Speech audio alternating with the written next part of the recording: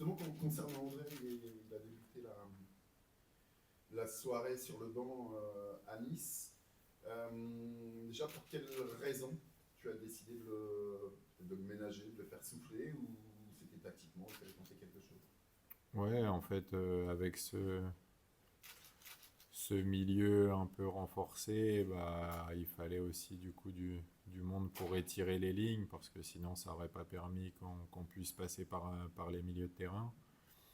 André, dans un profil un peu différent de Steve, Steve nous permettait justement d'étirer les lignes, et c'est peut-être pour ça qu'on a autant vu Oussama aussi sur le match de Nice. Donc c'était plus sur une association de joueurs que André vraiment. J'avais espoir que Nice, qui n'avait pas de grande profondeur de banc, puisse fatiguer sur la fin et que André ait plus d'espace pour réussir à se créer des occasions.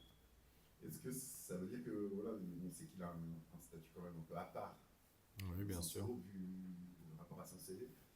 Est-ce que ça veut dire que, voilà, aujourd'hui, son statut ne l'autorise pas ou ne fait pas en sorte qu'il soit automatiquement titulaire? Non, automatiquement titulaire, non, forcément. Comme je l'ai dit, le seul moyen de tenir un groupe aussi conséquent, c'est au moins d'essayer d'être juste. Et si les mecs se donnent tous à fond, c'est pour qu'on puisse prendre des décisions les plus correctes possibles le week-end. Et ce serait trop compliqué de lui octroyer cette place. Mais forcément, il n'a pas le même statut que les autres. Et c'est quelque chose qu'il allait se chercher au fil de sa carrière et qui se doit d'être respecté. Malgré un état d'esprit toujours irréprochable, forcément. Est-ce que tu le sens un petit peu marqué peut-être par le fait qu'il n'est pas encore distillé la moindre passe décisive, qu'il n'est pas encore marqué? Est-ce que tu le sens impatient, tu le sens marqué par rapport à ça?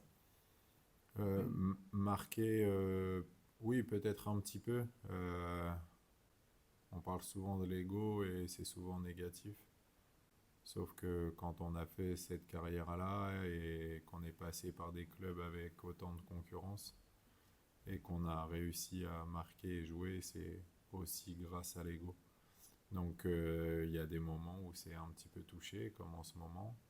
Aussi dû au fait que sur son premier passage, il a rapidement marqué et que là, ça se reproduit pas.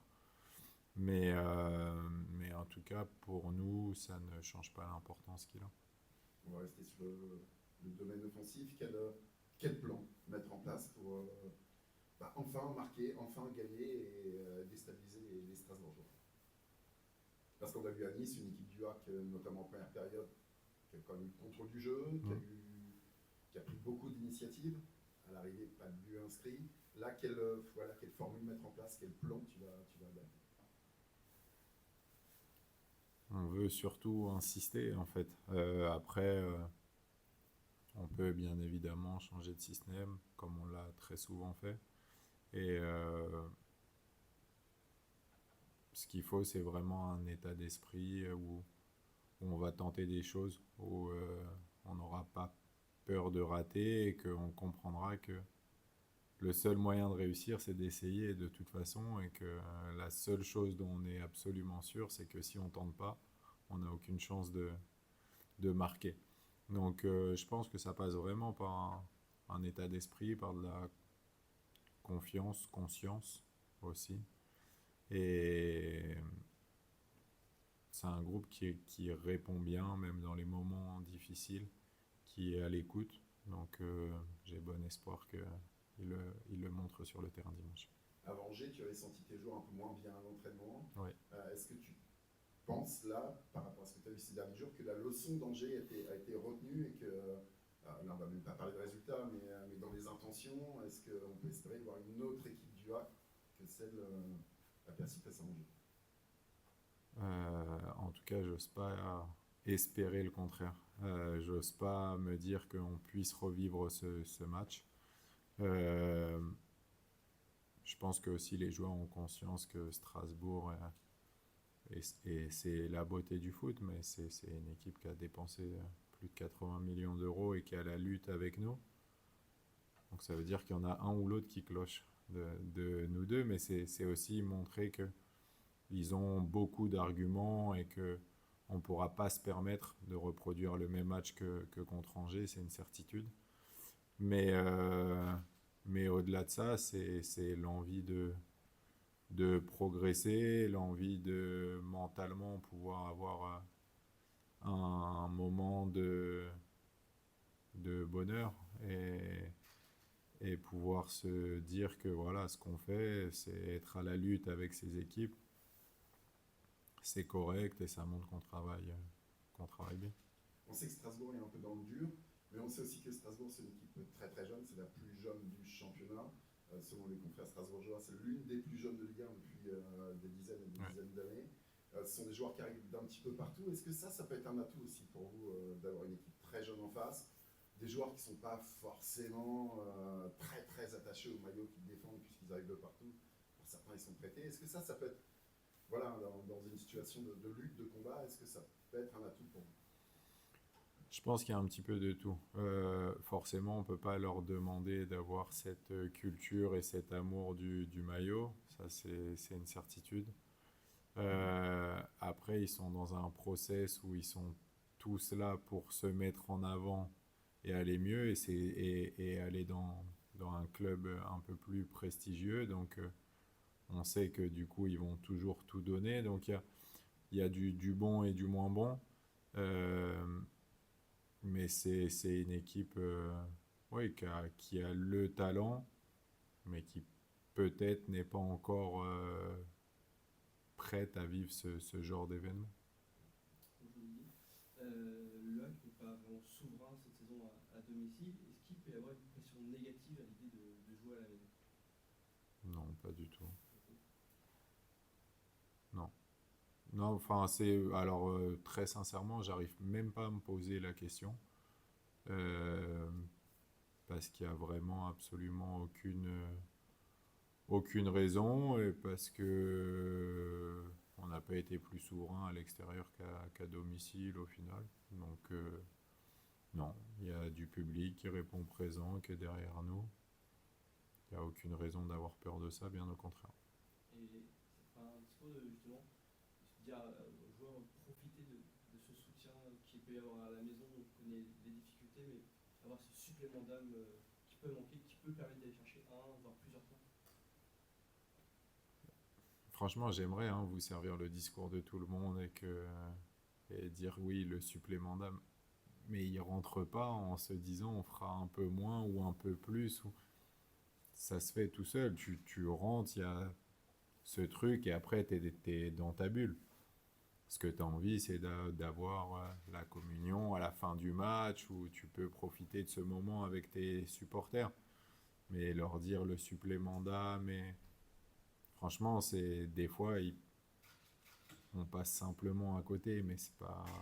À la fin, il y a quand même toutes les équipes, ils ont toutes envie de gagner. Donc, si ça marchait comme ça, je serais vraiment content, ça me faciliterait les choses.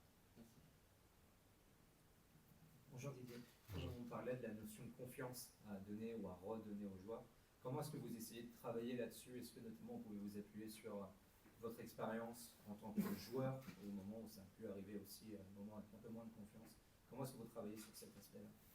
Non, je me sers jamais de ce que j'ai vécu comme joueur. Parce que déjà, c'est des époques différentes et parce que je leur veux tous beaucoup mieux que pour moi.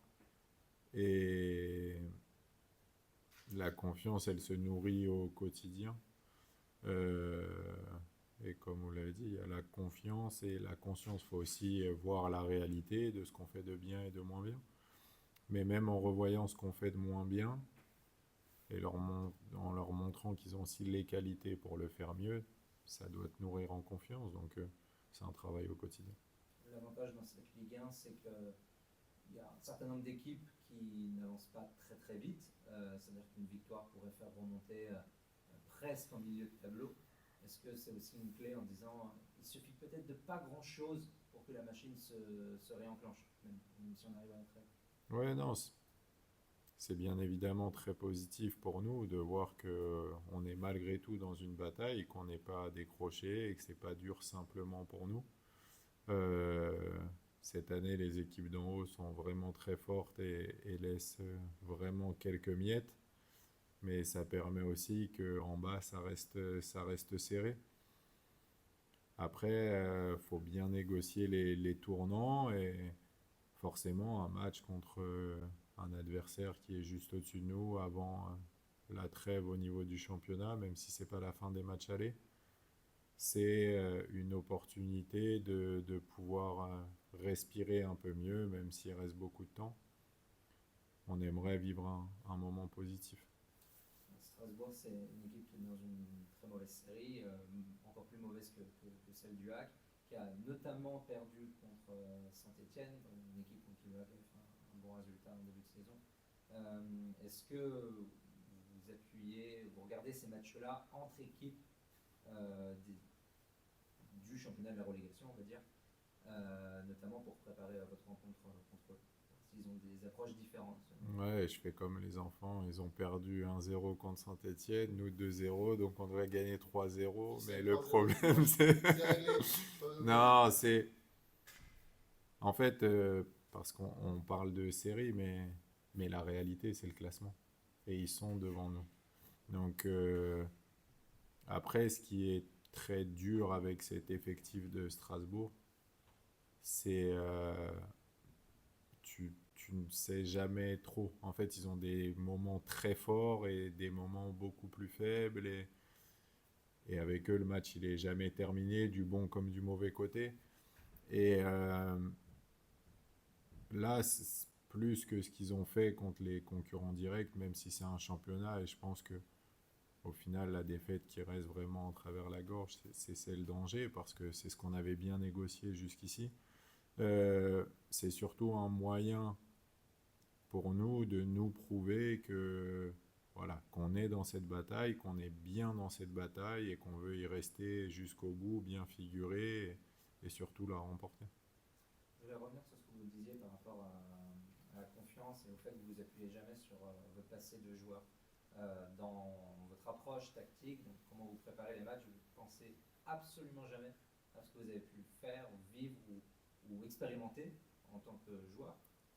Non, non, franchement, sincèrement, ouah, ça a tellement évolué que non, parce qu'on a la chance d'avoir beaucoup de choses à disposition pour, qu'il n'y avait pas forcément avant pour préparer les matchs, et parce que quand tu es joueur, tu réfléchis même pas à ce truc-là, tu les préparais, j'ai même pas souvenir de ce qu'on faisait, parce que bah, moi je venais et je faisais mon match sans avoir une réflexion particulière, même si je regardais mes adversaires.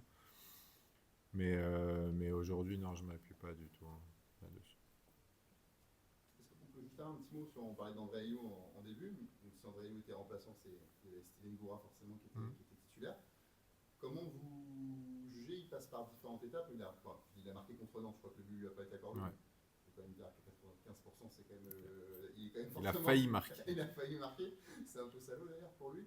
Mais il y a eu plusieurs matchs où il n'était même pas dans le groupe des 20, où il jouait, je crois, avec soit la réserve ou l'équipe en challenge espoir.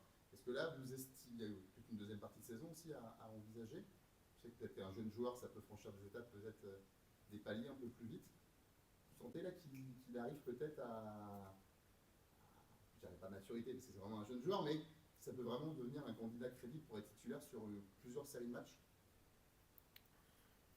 Le message avec Steve, il est clair, donc je suis très à l'aise pour le dire en public.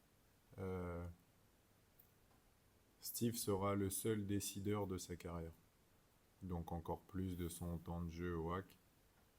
Et c'est son attitude, son investissement qui définiront qui il deviendra et quelle place il aura au sein de notre effectif et l'étendue de la carrière qu'il aura.